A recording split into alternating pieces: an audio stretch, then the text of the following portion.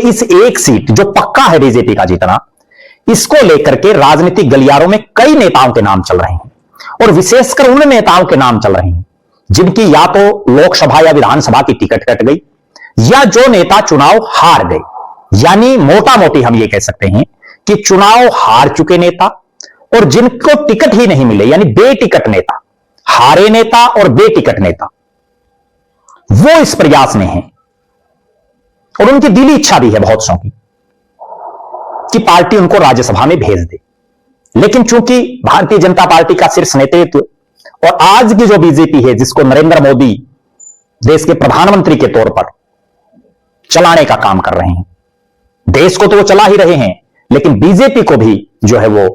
अपने हिसाब से पार्टी के संगठन में बड़ा रोल उनका आज भी है। और यही एक कारण है कि नितिन नवीन, जिनका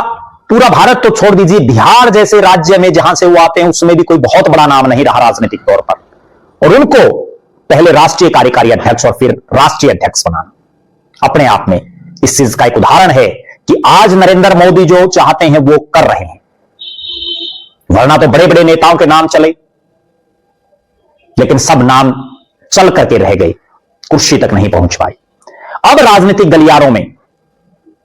जिन नामों की चर्चा चल रही है उनमें चूंकि 2 सीटें खाली हो रही हैं, एक जाट समाज से नेत्री किरण चौधरी, वो जाट समाज से हैं, रामचंद्र जांगड़ा बैकवर्ड समाज से आते हैं, और भेजा जाना निश्चित है कि एक पर ही बीजेपी का पक्का बनेगा। 3 जो अन्य सीटें हैं जिनमें 2 ब्राह्मण समाज से आने वाले शख्स, जिनमें एक महिला नेत्री रेखा शर्मा और दूसरे कार्तिकेय शर्मा हैं, और जाट समाज से आने वाले सुभाष बराला हैं। पहली बात तो यह क्लियर कट नजर आ रहा है कि जब 2 ब्राह्मण पहले से ही राज्यसभा में हैं, एक बीजेपी की तरफ से है और दूसरा बीजेपी के समर्थन से निर्दलीय है, तो ब्राह्मण को तो भेजा जाने का कोई जो है लग नहीं रहा कि बीजेपी कोई दांव खेलेगी। हालांकि हम जाति पाति में विश्वास नहीं रखते, लेकिन जो राजनीति है, कोई भी राजनीतिक दल हो, वो अक्सर जातीय समीकरणों के हिसाब से बहुत बार अपने प्रत्याशी तय करता है। अब जाट समाज से कोई जाएगा, क्योंकि जाट समाज से अभी एक सुभाष बराला है और हरियाणा प्रदेश में बहुत बड़े स्तर पर जाट समाज है,